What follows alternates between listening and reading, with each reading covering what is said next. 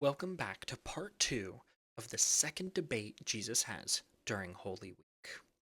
Last lesson, we looked at Isaiah chapter 5, where we saw how the parable was used by Isaiah to convey a truth that God wanted them to know. Well, we're going to continue part two, where we look at how Jesus builds on that story. So, let's get started. Breaking chains, burning ships, drowning in grace. This is Three Nails X. Breaking chains, burning ships. Welcome back. And the big question becomes, how does Jesus use Isaiah to make his point? The point that he wants to make is why he can flip tables in the temple, why he can call judgment upon it. And so let's read Mark, where Jesus actually shares his own version of the parable of the vineyard from Isaiah. And so, Mark 12, starting at the first verse, here we go. Then Jesus began teaching them with stories. A man planted a vineyard. He built a wall around it, dug a pit for pressing out grape juice, and built a lookout tower. Then he leased the vineyard to the tenant farmers and moved to another country. At the time of the grape harvest, he sent one of his servants to collect his share of the crop. But the farmers grabbed the servant, beat him up, and sent him back empty-handed. The owner then sent another servant, but they insulted him and beat him over the head. The next servant he sent was killed. Others he sent were either beaten or killed until there was only one left, his son, whom he loved dearly. The owner finally sent him, thinking, "Surely they will respect my son." But the tenant farmers said to one another, "Here comes the heir to this estate. Let's kill him and get the estate for ourselves." So they grabbed him and murdered him and threw his body out of the vineyard. "What do you suppose the owner of the vineyard will do?" Jesus asked. "I'll tell you. He will come and kill those farmers and lease the vineyard to others. Didn't you ever read the scriptures? The stone that the builders rejected has now become the cornerstone. This is the Lord's doing. It is wonderful to see." The religious leaders wanted to arrest Jesus because they realized he was telling the story against them. They were the wicked farmers, but they were afraid of the crowd, so they left him and went away. See, there's some very interesting things in this story that we should be picking up pretty fast. Like, we should notice it. And one of the things that we should definitely notice is we do know who the farmers are, right? They realized, they as in the Pharisees, the Sadducees, the religious leader, the religious leaders, right? We get it right here, religious leaders. So we know that they are the religious leaders. And so the question becomes, when he leased the vineyard to tenant farmers, so he leased the vineyard, who is the vineyard? Well, this is a parable, and parables are often used to hide meaning. If you go watch my parables unit, see the purpose of parables, one of them is to hide meaning. Here, the Pharisees, the religious leaders, they know Isaiah 5. So this parable is made in a way that they know what it means. It's not going to hide meaning very well here. And Jesus kind of wants them to know. And so we know that the vineyard, we learned it in the last lesson, the vineyard is Israel itself. So, and who planted the vineyard? Well, we learned that. A man planted a vineyard. We learned in Isaiah 5 that that is God. And so this is God, right? The owner of the vineyard. This is God. Planted a vineyard That's Israel. We know the tenant farmers then are the religious leaders. Them as RL, religious leaders. And so this becomes the interesting thing. God sets Israel and he puts these religious leaders over it as he goes away. And at the time of the harvest, right? It sounds very much like the last one, last parable itself in Isaiah 5. At the time of the harvest, he's expecting to show up, expecting to get his share of the crop. Now, this is where the story really changes. Instead of finding wild berries, right? Wild grapes and such, instead, when he arrives, and this is where Jesus has his own twist on the parable to make his point, these farmers grab the servants and beat them up and leave them empty-handed. And the owner, God, sends multiple people who they continue to beat and some who they even killed. Well, who does God send who are ultimately killed and beaten pretty much all the time by the religious leaders and by the kings and such that are put in place? That's the prophets. And so what Jesus is getting at is God sent the prophets and you mistreated them. You've been mistreating them for so long. You beat them, you killed them. And so God stopped sending prophets, which Israel had experienced. They hadn't experienced prophets in a long time. The Old Testament to the New Testament, they haven't experienced prophets. The time of prophets kind of ceases.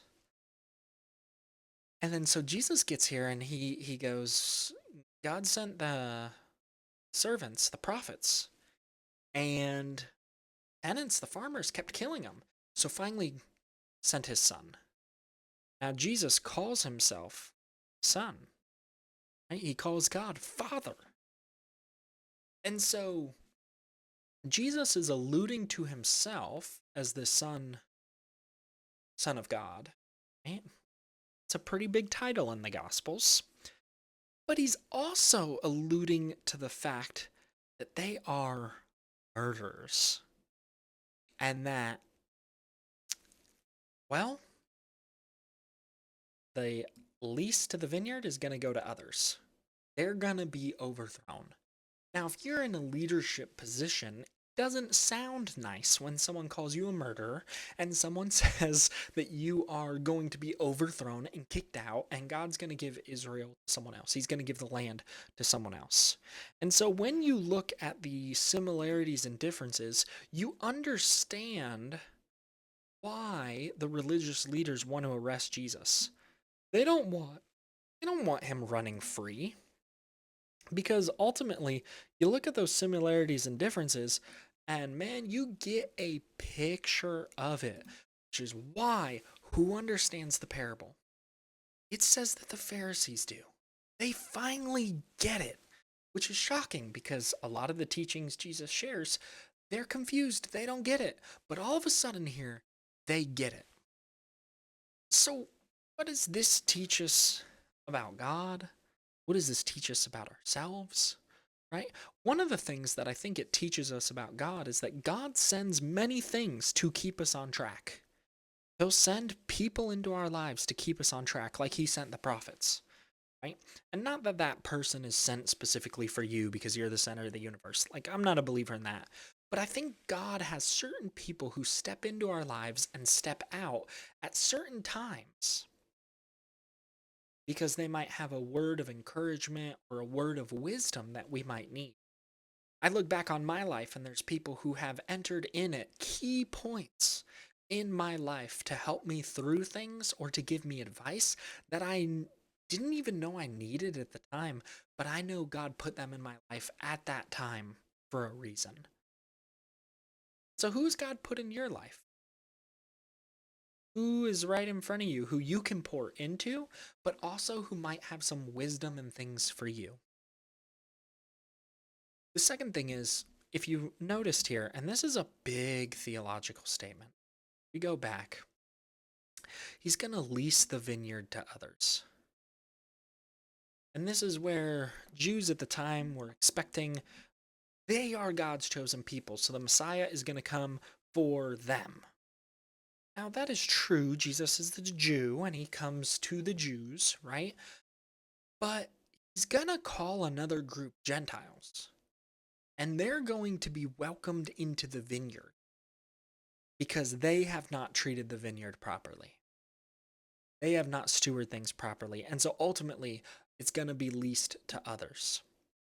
Now, we know that Christianity transcends gender and race, that the gospel goes to all genders, all races, all nations. It's for all people, whether young or old. But here, I think we're getting a fuller picture of the gospel. That Jesus is sitting there saying this vineyard is not just for the Jews. It's not just for Jews. It's not just for Israelites, but it's for others as well. And that's what Israel was originally intended to do, that they had forgotten that they were called to be a light to the nations. Right? Read the prophets, a light to the nations. And all these different things. So if we get back to the question of how do you then debate like Jesus, right? Jesus is coming off of clearing the temple. They ask him that question, by what authority have you been given this? I think Jesus in this story is giving further clarification for why he did what he did at the temple, why he spoke judgment on it. He was expecting to find good fruit, but he didn't find good fruit. And the people who are over Israel, over the temple, they weren't behaving well either. They killed the prophets. They didn't want to hear from God. And even when the vineyard owner sends his own son, they're going to kill him. And so Jesus is making a very robust statement showing who they are and who God is. And so how do we debate like Jesus? In the first one, if you remember, the first way to debate like Jesus is to ask a question, a good question that can make your point, right? Ask a good, direct question. You don't answer a question, you ask it. The second way to debate like Jesus is tell a story. It's tell a story. We do this all the time. Think about the last political debate you heard, or the last debate that you've heard people get into. Oftentimes, they appeal to a story. I remember I was speaking with someone about immigration. And I remember a person sitting there going, I remember when I was coming to America and they told me the process that they had to become a citizen in the United States. And they were using it. They were telling this whole story to make a point that it can be hard to become a citizen in the United States. The process is long. I'm not trying to make political statements. I'm just trying to say that the person that I talked to was telling a story to make their point. We do that a lot. When I teach youth or even adults, when I teach sermons, I will give stories and examples that help make my point, help make the point. Here we see Jesus doing that perfectly in a debate, in a dispute. He gives a story saying, here's this story, and showing his point through a story. Stories are sometimes the best tools to make points because they really disarm people. If you read the story of Hercules or you watch some of the Disney stories, right? They have points in the movies through these stories. They have points that they're trying to make. Here, Jesus, in a debate, is trying to make a point through a story. And so to debate like Jesus, we now have two ways. We have one, ask a good question. Two, tell a story. And we'll pick up the third. I'll see you next time. This is 3 Nails X. Breaking chains, burning ships, drowning in grace. This is 3 Nails X.